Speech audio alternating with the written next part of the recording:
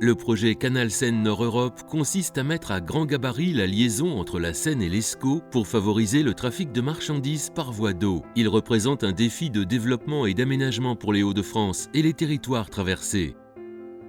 107 km, 12 établissements publics de coopération intercommunale, 59 communes traversées, 550 000 habitants concernés par ce projet d'envergure. Cet ensemble constitue le territoire de projet du canal Seine-Nord-Europe. Véritable enjeu de rayonnement pour les Hauts-de-France, il nous faut optimiser les retombées de la future infrastructure fluviale. Dans un souci d'assurer la cohérence des futurs aménagements et de veiller à leur continuité, la région Hauts-de-France souhaite proposer une vision stratégique d'ensemble et partagée de développement. Prévue par le schéma régional d'aménagement, de développement durable et d'égalité des territoires des Hauts-de-France, SRADET, la DRA Canal Seine-Nord-Europe s'apparente à un référentiel d'aménagement. La directive régionale d'aménagement du canal Seine-Nord-Europe, c'est un document de prospective d'aménagement, un diagnostic du territoire traversé, une vision des opportunités créées par le canal Seine-Nord-Europe. Elle est conçue pour élaborer une stratégie partagée de l'aménagement des abords du canal, alimenter les réflexions des acteurs locaux, favoriser les synergies entre territoires ainsi que la cohérence des projets.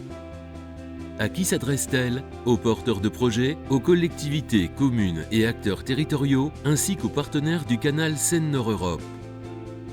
L'élaboration de la directive régionale d'aménagement se déroule en 2 phases. La première phase permet de dresser un état des lieux du territoire du canal par thématique. 29 au total ont été retenus, répartis par clé d'entrée et présentés sous forme de fiches, pour penser l'itinérance et les réseaux de voies, cyclables, pédestres ou équestres.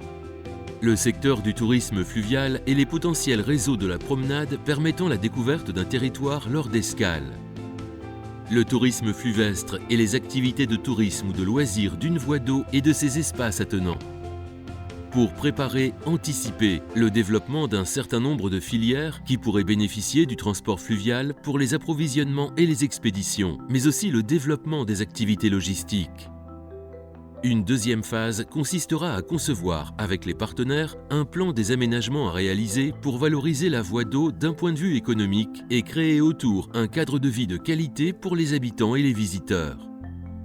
À terme, l'ambition de la directive régionale d'aménagement est de fournir un instrument de connaissance et de prospective qui facilitera les démarches de projet des territoires du canal. Ensemble, construisons l'avenir des territoires du canal Seine-Nord-Europe.